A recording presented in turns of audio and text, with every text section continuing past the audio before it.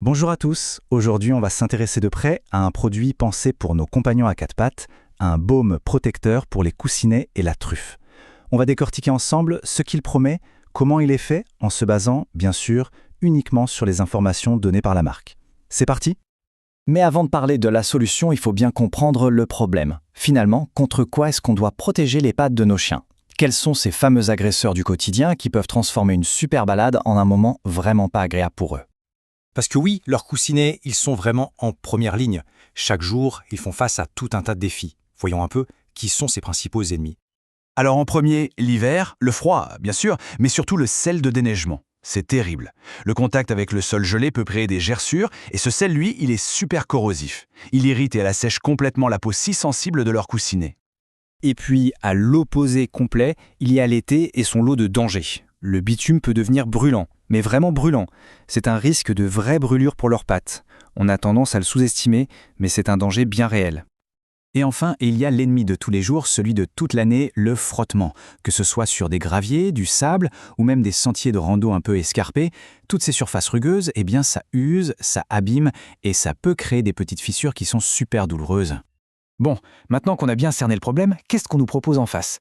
Eh bien, la solution avancée ici, c'est un baume 100% naturel. Voyons voir ce qu'il promet. D'après la description, c'est donc un soin qui se veut complet. On remarque tout de suite 3 choses importantes. Il est 100% naturel, vegan et sans parfum. Ça, c'est un super point car on sait à quel point leur odorat est sensible. Et ces 3 actions clés, c'est réparer, hydrater et protéger. Si on creuse un peu, voilà ce qui est mis en avant. Une action dite complète, donc ça ne vise pas que les coussinets, mais aussi la truffe et même entre les doigts. La formule est basée sur 10 actifs ciblés, la texture est décrite comme riche, l'idée c'est de créer une vraie barrière, un film protecteur. Et puis il y a le fabriqué en France, qui est souvent un argument de confiance. D'accord, tout ça c'est bien beau sur le papier, mais concrètement, comment ça marche ? Qu'est-ce qu'il y a dedans pour que ça tienne ses promesses ? La réponse, évidemment, elle est dans la liste des ingrédients. Allez, on regarde ça de plus près. Ce qui est intéressant, c'est de voir comment tous ces ingrédients sont censés travailler en équipe. On a le beurre de karité, bio, un grand classique pour la souplesse. Ensuite, le trio d'huiles coco, chanvre, jojoba, qui sont là pour créer ce fameux film protecteur et garder la peau hydratée. Le tépescoïte et la calophylle, eux, sont présentés comme les réparateurs pour les zones déjà un peu abîmées. Et pour que tout ça tienne bien en place, on a les cires. Enfin, la vitamine E, c'est le conservateur naturel qui protège la formule elle-même. Malin. Ok, on a vu la théorie, passons à la pratique. Comment est-ce qu'on l'utilise au quotidien et surtout à quel résultat peut-on s'attendre ? Toujours d'après ce qui est annoncé. La promesse de transformation est assez claire. L'idée, c'est de passer de l'état avant, avec des coussinets secs, rugueux, une vraie gêne, à un état après, avec une surface plus douce, plus souple et surtout une bien meilleure tolérance aux agressions extérieures. En gros, on passe de la fragilité au confort. Le mode d'emploi, lui, se veut très simple. D'abord, on s'assure que la zone est propre et sèche. Logique. Ensuite, on prend une toute petite noisette de produit. Pas la peine de vider le pot. Troisième étape, elle est importante, on masse doucement pendant une dizaine de secondes. C'est ce qui aide à faire pénétrer et à créer le film protecteur. Et enfin, on adapte la fréquence selon les besoins. Et pour illustrer ça, voici un témoignage tiré de la source.